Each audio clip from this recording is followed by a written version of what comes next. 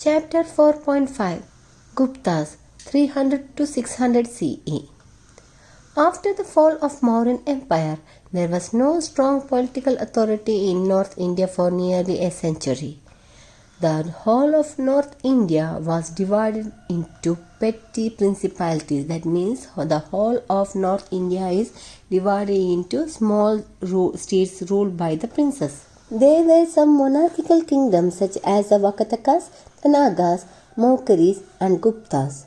And there were also a few republican states like Lichavis, Yaudayas, Malwas, etc. They were engaged in mutual struggle until the Gupta emerged as a strong state around 300 CE. Guptas were the powerful monarchs. They ruled a large part of India and achieved political unity for the second time after the Mauryas. There was tremendous progress in the field of religion, literature, science, art and architecture.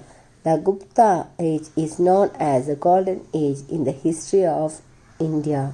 Some important sources which help us to study the Gupta history are: number 1. Allahabad pillar inscription of Samudragupta. Number 2. Works of Kalidasa. 3. Mudra Rakshasa and Devi Chandraguptam of Vishagadatta. 4. Kavya Mimamse of Rajashekara. 5. Writing of Fahir and Itsing. So these are the sources to know about Gupta era. Political history. Sri Gupta was the founder of this dynasty. In the sense, Gupta dynasty. The founder of Gupta dynasty is Sri Gupta and his son named Ghatotkacha Gupta. Gupta era commenced with the accession of Chandragupta first, though this Chandragupta first is the son of Ghatotkacha. So, this Gupta era commenced with the accession of Chandragupta first, who ruled from 320 to 335 CE. So, this Chandragupta first was first important king of Gupta dynasty. Pataliputra was his capital. Unlike Maurya Empire, Pataliputra was the capital of Gupta too. He strengthened his position by marrying Princess Kumara Devi of Lichavi clan. He was succeeded by his son Samudragupta. So here tells that Sri Gupta was the founder of this dynasty and his son named Ghatotkacha Gupta. So the Gupta era commenced with the accession of Chandragupta first. So this Chandragupta first is the son of Ghatotkacha Gupta. And Pataliputra is the capital of Gupta dynasty and he strengthened position by marrying a princess of Kumara Devi of Lichavi clan. Lichavi is a republic states. Just before we have discussed. He was succeeded by his son Samudragupta. Samudragupta 335 to 375 CE. Samudragupta was the greatest king of Gupta dynasty who ruled for 40 years. He was an ambitious ruler and wanted to be a Chakravarti or emperor. Let's know about the conquest of Samudragupta. Samudragupta is known for his military conquest. He had to wage many wars in order to establish a vast empire. He followed a policy of expansion and aggression. The Allahabad pillar inscription is a reliable source to know about Samudragupta's conquest and great qualities. The composer of this inscription was Harisena, the court poet and commander-in-chief of the army of Samudragupta. The conquest of Samudragupta may be divided into 4 groups. Number 1. North Indian campaign. 2. Conquest of Forest Kingdom. 3. South Indian campaign. 4. Conquest on border state. So these are the conquest of Samudragupta Maurya to annex to his kingdom. Let's know about North Indian campaign. The early years of his regime were spent in subduing or conquering the provinces of Gangetic plains called Aryavarta. According to the Allahabad inscription, he defeated 9 kings in northern campaign and annexed or added them into his empire. He calls it as Digvijaya. As you all learn in Mauryan Empire, the Digvijaya means military conquest. The 9 kings of Aryavarta defeated by Samudragupta were Nandin, Balavarman, Chandravarman, Nagadatta, Nagasena, Ganapati Naga, Achyuta, Matila and Rudradevi. Number 2. conquest of forest kingdoms. Samudragupta conquered the forest kingdom of Jabalpura, Reva, Nagapura and Bagelkhand in the Vindhya region, that's in central India. Number 3. South Indian Campaign. After firmly consolidating his authority in north, Samudragupta turned his attention towards the south and he launched an expedition and his army travelled for about 3000 miles. Samudragupta defeated the 12 kings of South India, but they were reinstated or replaced in their respective or separate position. These kings became his vassals and they accepted to pay tribute, called this as Dharma Vijaya. Dharma Vijaya means winning the heart of the people. So the 12 South Indian kings defeated by Samudragupta are Mahendra of Kosala, Vyagaraja of Mahakantara, Mantraraja of Kaurala, Mahendra of Pistapura, Swamidatta of Kottura, Damana of Yaradanpalli, Vishnugopa of Kanchi, Hastivarman of Vengi, Nilaraja of Avamukta, Ugrasena of Palakkad, Kubera of Devrashtra, Dhananjaya of Kuschalapura. Number 4. Conquest of border states. The boundary states conquered by Samudragupta were Kamarupa in Assam, Samatata in Bengal, Kartiripura in Punjab and Rohilkhand. After these conquests, Samudragupta performed Ashwamedha sacrifice, that means a horse accompanied by king warrior would be released to wander for a period of 1 year. That's what known as Ashwamedha sacrifice. So he tells that after these conquests, Samudragupta performed Ashwamedha sacrifice to commemorate or celebrate his victory. He took the title Ashwamedha Parakrama. He issued gold coin with the figure of horse on them. They were one among the 8 types of gold coins issued by him. His empire extended from Kashmir in the north to Tamil Nadu in south and Punjab in the west to Bengal in the east. Samudragupta was not only a conqueror but also a musician, poet, scholar and patron of literature. He had the title Kaviraja. So students, here we learn the 2 titles of Samudragupta. That is, one is known as Ashwamedha Parakrama and second one is Kaviraja. Next, Harisena was a great scholar and his court poet. Chandragupta II, 375 to 415 CE. Chandragupta II ascended or climbed the throne after the death of his father Samudragupta. The notable achievement of Chandragupta II was he defeated the Shaka ruler Rudrasena and annexed to his kingdom. Which kingdom? Gupta kingdom. He strengthened his empire by the matrimonial alliances with the Nagas and Vakatakas. So the Nagas and Vakatakas were the monarchical kingdom where we have learned in the introduction of Guptas. So here it tells that this Chandragupta II strengthened his empire by matrimonial alliances with the Nagas and Vakatakas. He was also known as Vikramaditya. Who? This Chandragupta II is also known as Vikramaditya. He was a great patron of scholars and poets. 9 great scholars, Navaratnas, adorned his court.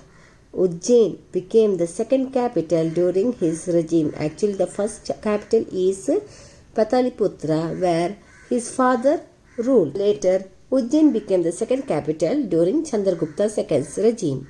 Fahian's visit, 399 to 414 CE. Fahian was a Chinese traveler. He visited India during the reign of Chandragupta II. He came to India to study Buddhism in the land of his birth. Who's this Buddhist birth? Or Gautama Buddha's birth. He has recorded his observation in his book, Gokoki. The book throws light on religious, economic and social condition of those times. Golden Age. Gupta period has a unique position in the history of India. Due to all-round development in this age, the European writers have compared it with the age of Pericles of Greece, Augustus Caesar of Rome, and Queen Elizabeth of England. The achievement in the field of religion, education, literature, art and architecture, science and technology were extraordinary. Next, revival or importance or improvements of Hinduism in Gupta age. Revival or improvement of Hinduism is one of the outstanding features of Gupta age. The Gupta emperors were followers of Hinduism, yet they were tolerant or open-minded towards other religions like Buddhism and Jainism. The Hindu religion received great encouragement. It became the state religion of Gupta. Which religion comes as a state religion of Gupta? The Hindu religion. The worship of Vishnu, Shiva and Durga became very popular. The Gupta ruler performed Vedic rites and sacrifices. The Vedic rituals like Ashwamedha, Vajpaya and Rajasuya yagas were performed with all splendor or with all richness or luxury. Many Vishnu temples were also constructed during Gupta age. They assumed that the title Parama Bhagavata, which indicates their devotion to Lord Vishnu. Shaiva and Shakti cult were also popular. Next, with regard to education. Education greatly flourished under the Guptas. The Gupta themselves were great scholars and educationalists. They paid special attention to education. There were a number of universities during Gupta age. The universities attracted not only Indians but also foreign students. Takshashila, Nalanda, Ajanta and Sarnatha were well-known Gupta universities. Pataliputra and Vallabhi were great centers of education. The important subjects taught were Puranas, literature, philosophy, arithmetic, astrology and science. Next, with regard to literature. Religious literature including the Vedas, which were in the form of hymns, were brought into writing during Gupta period. The Gupta age is called the golden age of Sanskrit. So these all you need to remember. Samudragupta has been described as a king among the poets in Allahabad inscription. So there is an inscription named as Allahabad inscription. You can tell as it is a source of information. So here it tells us Samudragupta has been described as a king among poets in Allahabad inscription. He was also a gifted musician and great scholar of the Vedas. There were Navaratnas in the court of Chandragupta II. So, among them Kalidasa was the greatest poet and dramatist of ancient India. So, this Kalidasa wrote famous dramas like Malaviga Agnimitra, Vikramorvashiya and Shakuntala, and great epics like Raghuvamsha, Kumarasambhava, and lyrical poems like Meghadatta and Ritu Samhara. Girls, please go through the names and works of Navaratna along with the important scholars and their works. Science and technology. Tremendous progress was achieved in the field of science, mathematics, astronomy, medicine and metallurgy. Aryabhatta was the greatest mathematician and astronomer of this period, in the sense Gupta period. He discussed in his book Surya Siddhanta as to how the earth revolves on its axis and as to how lunar and solar eclipses occur. Aryabhatta was his another book. He has described about decimal system in his work. Next, Brahmagupta was another mathematician. He shown the importance of zero. Varahamihira was one of the greatest scientists of this age. He wrote Pancha Siddhantika, Brihad Jataka, Lagu Jataka. He was an authority on astronomy, botany, mathematics and geography. Brahma Samhita deals with the movement of heavenly bodies. In the field of medicine, Charaka and Sushruta were Samhitas. Dhanvantari was regarded as the father of Indian medicine. That's based on Ayurveda. Vagbhata wrote Ashtanga Sangraha. Next, the Maroli iron pillar discovered near Delhi is an outstanding example of their metallurgical skill. It is miracle that even after being exposed to sun and rain for centuries, the iron pillar has not rusted or lost its strength. Next, art and architecture. The basic structural features of Indian temple architecture were developed during the Guptas. Mathura, Banaras, Patna, Udayagiri, Devagar, etc. were the center of their artistic activity.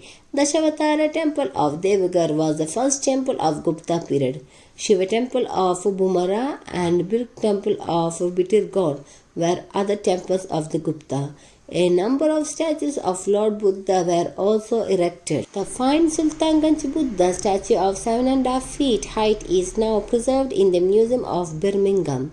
The Guptas gave special encouragement to painting. The finest example of Gupta painting are on the walls of Bagh near Gwalior.